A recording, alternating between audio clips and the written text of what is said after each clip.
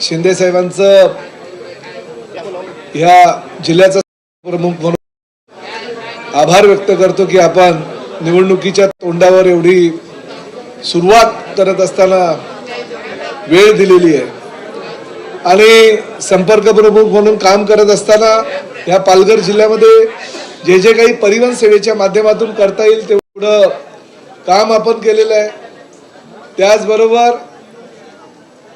या पालघरला आरटीओ कार्यालयाची गरज होती, ते आरटीओचं कार्यालय सुद्धा आपण दिलं आणि वसई विरार महापालिकेमध्ये साहेब जेव्हा दरबार घेतला तेव्हा ते जनता दरबारातले जे काही प्रश्न होते ते ताबडतोब सोडवण्यासाठी प्रामाणिक प्रयत्न केला आणि त्यातील बहुतांश प्रश्न हे जागेवर सोडवलेत।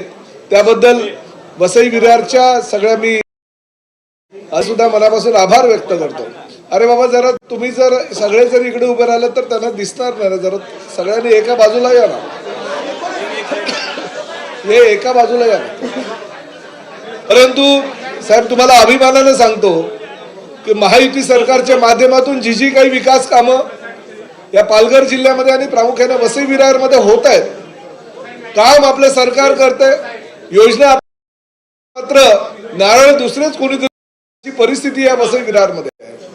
गेल्या अनेक वर्षापासून बाळासाहेबांच्या विचारांना मानणारा, धर्मवीर आनंद दिघे साहेबांना मानणारा एक वर्ग या ठिकाणी आणि त्यानंतर त्यांची पोकळी तुमच्या माध्यमातून भरून निघालेली आहे। तर जेवढं काम या जिल्ह्यासाठी केलं तर मला असं वाटत नाही की कुणीच केलं। साहेब, ज्या पद्धतीनं MMRDAचं 185 MLD पाणी हे वसई विरारला मिळतंय आणि त्याचबरोबर 218 MLD पाणी हे पुढल्या 6 महिन्यामध्ये मीरा भाईंदरला मिळणाऱ्या सूर्याचा जो प्रकल्प आहे तो प्रकल्प पूर्णतः तुम्ही मंत्री झाल्यानंतर तुमच्या कार्यकाळामध्येच तो चालू झाला आणि त्यामुळेच वसई विरारला आता पाणी मिळतंय। आणि नारळ मात्र दुसरेच फोडतायत, उद्घाटन मात्र दुसरेच फोडतायत। आपला शिवसैनिक विचार करतोय की काम साहेबांनी केलं आणि दुसरेच फोडतायत, म्हणजे हे कसं काय? आता ती वेळ आहे, आता ही संधी आहे।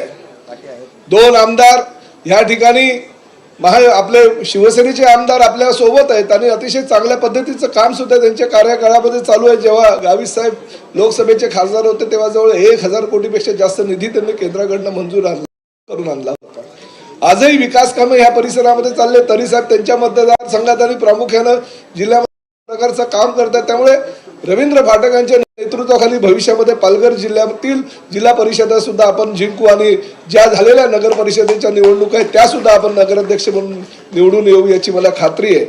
वसई विरारला आपल्याला मेट्रो द्यायची आहे साहेब। लोक विचार करतायत की MMRDAचे मंत्री आहेत साहेब, नगरविकासचे मंत्री आहेत, तुम्ही ठाण्याला मेट्रो दिली, मुंबईला मेट्रो दिली, मीरा भाईंदरला मेट्रो दिली, कल्याणला मेट्रो दिली, परंतु वसई विरारला अजून नाही मेट्रो कशी आली नाही साहेब। निश्चितपणे पुढल्या 4 ते 5 महिन्याच्या कार्यकाळामध्ये तुम्ही वसई विरारच्या सुद्धा मेट्रोचं भूमिपूजन कराल याची मला खात्री आहे आणि तसा शब्द तुमच्या माध्यमातून या ठिकाणी वसई विरारच्या जनतेला द्याल। या महायुतीच्या माध्यमातून 100% ही वेळ आलेली आहे की आज या महानगरपालिकेवर शिवसेनेचा भगवा, महायुतीचा भगवा फडकण्याची ही वेळ आलेली आहे। परंतु काम करत असताना आपला शिवसैनिक हा विचार करतोय, युतीची घोषणा झाली, महायुतीची घोषणा आपण मुंबईमध्ये केली आणि त्या पद्धतीने चर्चाही चालू आहे। रवींद्र फाटकांच्या नेतृत्वाखाली आपले दोघेही आमदार चर्चा करतायत आणि चर्चा अतिशय आहे। परंतु महायुती करत असताना दोन्ही पक्षांना जागा वाटप करत असताना सन्मानजनक युती झाली पाहिजे असं सुद्धा आपल्या कार्यकर्त्यांचं मत आहे आणि लवकरच ही युतीची घोषणा सुद्धा आपल्या माध्यमातून होईल याची मला खात्री आहे।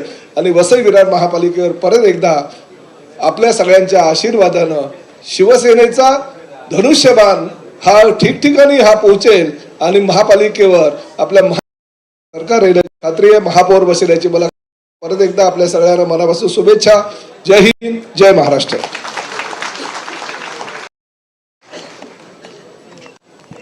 धन्यवाद साहेब।